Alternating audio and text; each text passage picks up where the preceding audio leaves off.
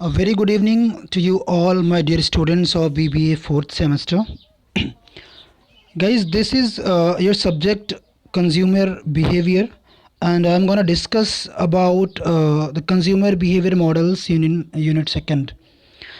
So, guys, I hope you all are doing well and doing your studies well also. Let's start this discussion. Let's start this class of today. In this video we are going to discuss about the consumer behavior models. So एक थोड़ा सा छोटे से term में समझ लेते हैं कि कंज्यूमर बिहेवियर होता क्या है, शॉर्ट में समझते हैं थोड़ा सा. सबसे पहले what is a customer. A customer is क्या होता है customer. The term customer refers to the purchaser of a product or service, whereas the term consumer refers to the end user of a product or service. जैसे कि मैंने आपको पहले class में बताया था यूनिट 1 में कि जो कस्टमर होता है, जो परचेज़र होता है आपके किसी भी प्रोडक्ट का या सर्विस का, जो ख़रीद के लाता है अगर, या जो ख़रीदता है, the purchaser, that is called customer. लेकिन जो यूज़र होता है, जो कंज्यूम करता है, जो एंड यूज़र होता है for the same product, that person is called consumer. ठीक है, तो इसमें बहुत ज़्यादा बताने की ज़रूरत नहीं है, आगे बढ़ते हैं. Factors influencing consumer behaviour. ऐसे कौन कौन से फैक्टर्स हैं जो इफ़ेक्ट करते हैं या इन्फ्लुएंस करते हैं आपके कंज्यूमर बिहेवियर को. तो सबसे पहले है कल्चरल, सोशल, देन पर्सनल और साइकोलॉजिकल. ये वो फैक्टर्स हैं जो इन्फ्लुएंस करते हैं. इन्फ्लुएंस करना यानी कि जब कोई भी कंज्यूमर कुछ भी प्रोडक्ट को यूज़ करता है, प्रोडक्ट या सर्विस को, तो ये ऐसे फैक्टर्स हैं जो इन्फ्लुएंस करते हैं उसको यूज़ करने के लिए या फिर ना यूज़ करने के लिए. ठीक है, समझते हैं थोड़ा सा डिटेल में और समझ में आएगा. पर्सनालिटी. सबसे पहले जो, अगर हम पर्सनल की बात करते हैं पर्सनल वाला जो थर्ड पॉइंट है, इसका मतलब पर्सनालिटी जो होती है कंज्यूमर की, वो कहीं ना कहीं इम्पैक्ट डालती है कोई भी डिसीजन लेने से पहले, या जब भी कस्टमर या कंज्यूमर कुछ भी परचेज़ करना चाहता है, कोई प्रोडक्ट परचेज़ करता है, तो उससे पहले ये कुछ फैक्टर्स हैं या पर्सनालिटी ऐसी, जो नंबर थर्ड है, ये पॉइंट सबसे इंपॉर्टेंट है. जो पर्सनालिटी होती है वो कहीं ना कहीं इन्फ्लुएंस ज़रूर करती है किसी भी प्रोडक्ट को या सर्विस को परचेज़ करने से पहले. तो इसमें समझते हैं कि पर्सनालिटी क्या है. स्किफमैन 2008 में इन्होंने बताया था as that the unique dynamic organisation of characteristics. एक यूनिक, डायनामिक मतलब changeable, okay, organisation of characteristics, जो भी कैरेक्टरिस्टिक्स होते हैं उनका एक सेट, अ पर्टिकुलर पर्सन, किसी भी इंसान के अंदर, physical and psychological, which influence behaviour and responses to the social and physical environment.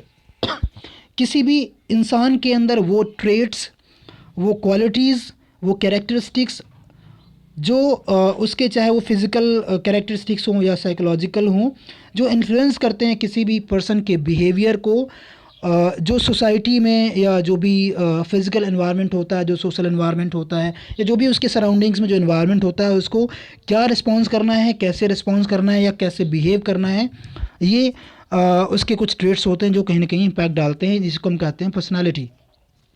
Okay, related to the heredity and the experience of early childhood. और कहीं ना कहीं ये रिलेटेड ज़रूर होता है आपकी जो भी पर्सन होता है उसके अर्ली चाइल्डहुड का जो एक्सपीरियंस होता है, वो भी कहीं ना कहीं इसको इम्पैक्ट डालता है. Let's move towards the next. अब साइकोग्राफिक, ऐसे कौन कौन से पॉइंट्स होते हैं जो साइकोग्राफिक में आते हैं. Number 1 is activities. जो भी उससे प्रोडक्ट से रिलेटेड है एक्टिविटीज़, वो भी इन्फ्लुएंस करती हैं. डिपेंड करता है कि जो कस्टमर है, जो कंज्यूमर है, उसका इंटरेस्ट कितना है आपके प्रोडक्ट को लेकर के, या मे बी आपके प्रोडक्ट, या फिर वो हो सकता है उस टाइप के किसी भी प्रोडक्ट में इंटरेस्टेड ना हो. और अगर इंटरेस्टेड होगा तो डिपेंड करता है कि आपके किस प्रोडक्ट पे वो इतना ज़्यादा इंटरेस्ट लेता है और उसका अपना पर्सनल ओपिनियन कैसा है. ठीक है, ये कुछ फैक्टर्स होते हैं जो इन्फ्लुएंस करते हैं. अब just take an example here. ठीक है, फैमिली की बात करते हैं. Family help shape an individuals attitudes the behaviour. अगर आप कुछ भी, suppose you are the customer of any company और एनी प्रोडक्ट और एनी सर्विस, आप उस प्रोडक्ट को परचेज़ करना चाहते हैं, लेकिन आपकी फैमिली उसको रिफ्यूज़ करती है। अब आगे पढ़ेंगे कि एक इनिशिएटर होता है, फिर एक इन्फ्लुएंसर होता है, फिर एक डिसीजन मेकर होता है ना। तो ये फैमिली के लोग होते हैं। सपोज़ हो सकता है कि आपका बहुत मन हो लेकिन आपकी फैमिली मना कर दे कि नहीं अभी नहीं, 6 मंथ लेटर, ठीक है। या फिर ये प्रोडक्ट नहीं, हम आपको दूसरा प्रोडक्ट लेके देखते हैं। तो ये कहीं न कहीं फैमिली जो होती है, जो आपको कोई भी प्रोडक्ट को डिसाइड करने से पहले या उसको लेने से पहले, परचेज़ करने से पहले आपको इन्फ्लुएंस करती है ज़रूर।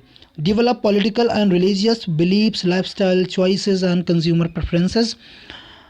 फैमिली के थ्रू ही आपको रिलीजियस बिलीफ मिलते हैं, यानी कि धर्म को लेकर के आस्था। कुछ ऐसे प्रोडक्ट्स होते हैं जो आपके रिलीजियस बिलीफ्स को टच करते हैं या उनसे रिलेटेड होते हैं। आपकी लाइफस्टाइल या फिर आपकी चॉइसेस एंड कंज्यूमर प्रेफरेंसेस, यानी कि डिपेंड करता है कि जो कंज्यूमर है वो प्रेफर क्या करता है, उसके लिए प्राइमरी गुड्स कौन से हैं। क्योंकि कस्टमर या कंज्यूमर हमेशा उस प्रोडक्ट को लेना पसंद करता है जो उसके लिए प्राइमरी हो। फिर आता है सोसाइटी की बात आती है, सोशल एनवायरनमेंट की। आउटसाइड इन्फ्लुएंसेस ऑफ अदर्स, यानी कि जो घर के बाहर सोसाइटी के लोग आपको इन्फ्लुएंस करते हैं, आउटसाइडर्स जो हैं वो इन्फ्लुएंस करते हैं, that is called society. Sorry, आगे बढ़ते हैं। Attitude and lifestyles. अगर हम एटीट्यूड और लाइफस्टाइल की बात करें तो ये फैक्टर भी ऐसा है जो इन्फ्लुएंस ज़रूर करता है, कंज्यूमर बाइंग बिहेवियर को इफ़ेक्ट करता है। The patterns in which people live and spend time and money, यानी कि जिस पैटर्न में इंसान अपना रहता है या पैसा और समय खर्च करता है उसको हम कहते हैं स्टाइल, लाइफस्टाइल या फिर एटीट्यूड। बिलीव्स एंड फीलिंग्स, उसकी बिलीव्स कैसे होते हैं, विश्वास, और उसके अलावा उसकी जो फीलिंग्स होती हैं वो कैसी होती हैं, या किस सब्जेक्ट या सपोज़ किस ऑब्जेक्ट या मे बी किसी भी पर्टिकुलर प्रोडक्ट को लेकर के उसकी क्या फीलिंग्स होती हैं, ये भी कहीं न कहीं मैटर ज़रूर करता है। Moving towards the next slide, I hope you guys are understanding well. अगर कोई डाउट होता है you can ask in the next online session. बढ़ते हैं आगे की तरफ। Values of perception. परसेप्शन आप समझते हैं, perception is called the way of thinking, how you think about anything, that is called your perception. तो परसेप्शन की वैल्यूज़ क्या हैं? Number 1 is organisation, identification and interpretation. Depend करता है कि जो भी आपका प्रोडक्ट, जो भी कस्टमर प्रोडक्ट चाहता है उसकी नज़र में आपकी ऑर्गेनाइजेशन की वैल्यू क्या है ना, उसका वे ऑफ थिंकिंग क्या है आपके ऑर्गेनाइजेशन को लेकर के, आपकी ऑर्गेनाइजेशन को वो कैसे आइडेंटिफाई करता है, आइडेंटिफिकेशन क्या करता है वो, ठीक है। हो सकता है हम ही और आप में से बहुत सारे जो कंज्यूमर्स होते हैं किसी भी प्रोडक्ट के, तो हो सकता है कि आपको कोई और कंपनी का प्रोडक्ट अच्छा लगता हो जिसको आपको कहना हो कि वो अच्छा है। मेरी नज़र में या मेरे परसेप्शन में या मेरे वैल्यू ऑफ परसेप्शन में हो सकता है कि दूसरी कंपनी का सेम प्रोडक्ट अच्छा लगता हो या वो अच्छा हो।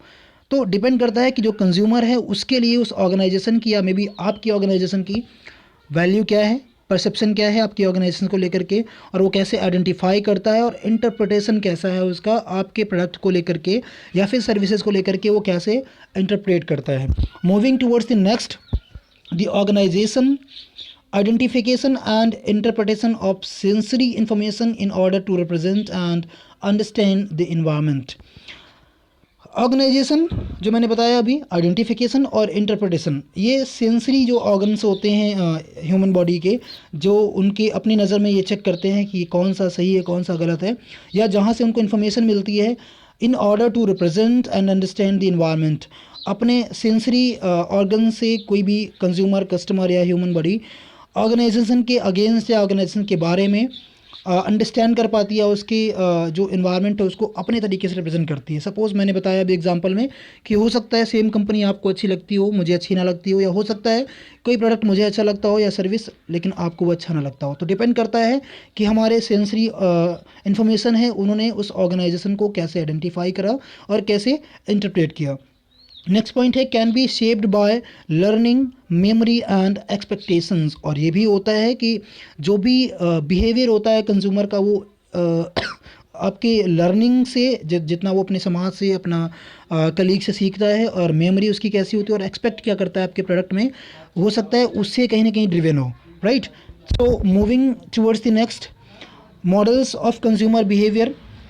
इनको हम नेक्स्ट वीडियो में डिस्कस करेंगे ज़रूर। हालांकि इम्पॉर्टेंट तो यही है आपका टॉपिक, लेकिन हाँ अभी तक आई होप कि आप लोगों को समझ में आया होगा। अगर कोई डाउट है, कोई कन्फ्यूज़न है, you can ask in the next online session, ठीक है। और इसके बारे में जो रिमेनिंग स्लाइड्स हैं इनको हम डिस्कस करेंगे नेक्स्ट वीडियो में, और these are the very important slides. Okay, so for this video, thank you class, keep studying.